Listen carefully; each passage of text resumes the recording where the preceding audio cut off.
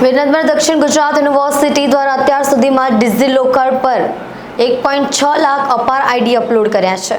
વિદ્યાર્થીઓની શૈક્ષણિક લાયકાત સિદ્ધિઓ રાષ્ટ્રીય કક્ષાએ ઓનલાઈન અપલોડ કરવામાં વિનોદમાં દક્ષિણ ગુજરાત યુનિવર્સિટી દેશમાં 5મા ક્રમે આવી છે। છેલ્લા 100 દિવસમાં દેશભરની 450થી વધુ શૈક્ષણિક સંસ્થાઓએ ડિજિલોકરમાં વિદ્યાર્થીઓના ડેટા અપલોડ કર્યા છે, જેમાં સમગ્ર દેશભરમાંથી 45 લાખથી વધુ અપાર આઈડીના ડેટા અપલોડ થયો છે।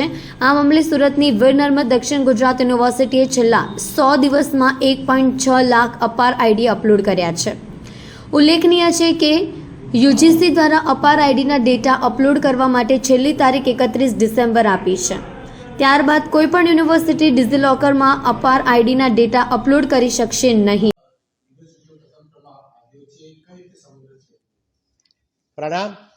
આપણી વીર નર્મદ દક્ષિણ ગુજરાત યુનિવર્સિટી આદરણીય અને યશસ્વી પ્રધાનમંત્રી શ્રી નરેન્દ્રભાઈ મોદી સાહેબે 2021ની અંદર રાષ્ટ્રીય શિક્ષણ નીતિ 2020 અંતર્ગત એબીસી આઈડી એટલે કે એકેડેમિક બેંક ક્રેડિટનો પોર્ટલનો શુભારંભ કર્યો। ત્યારથી આજ દિન સુધી આપણી યુનિવર્સિટી એ ભારત રાષ્ટ્રમાં એબીસી આઈડીની અંદર ડેટા અપલોડ કરવામાં ભારતમાં પ્રથમ ક્રમે છે અને છેલ્લા 100 દિવસની અંદર આપણે ભારત રાષ્ટ્રની અંદર 5મા ક્રમે આવી છે।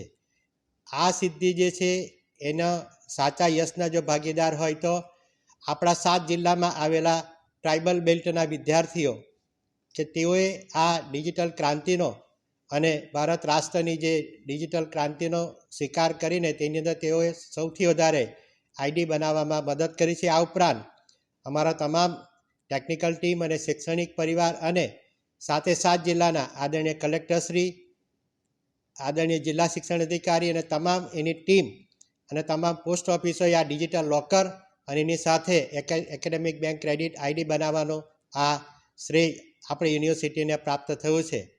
આ એબીસી આઈડીથી વિદ્યાર્થીઓના તમામ પ્રકારના એટલે કે જન્મથી શરૂ કરીને અત્યાર સુધીના જેને એકેડેમિક રેકોર્ડ જે છે એની અંદર કોલેજ કક્ષાના અમે તમામ ડિજિટલાઇઝ કર્યા છે, જેથી આ વિદ્યાર્થીઓ પૃથ્વી પર જીવે ત્યાં સુધી પૃથ્વી પર કોઈપણ જગ્યાએ કોઈપણ સમયે એ પોતાના આઈડીથી એ બતાવી શકે છે। એને માટે એને ફિઝિકલ વેરિફિકેશનની અને એને સાચવવાની સંપૂર્ણ મુક્તિ મળી છે અને એનો જે ડિજિટલ ક્રાંતિના ભાગરૂપે એ જે થયું છે એ માટે સર્વનો અમે આભાર માનીએ છીએ।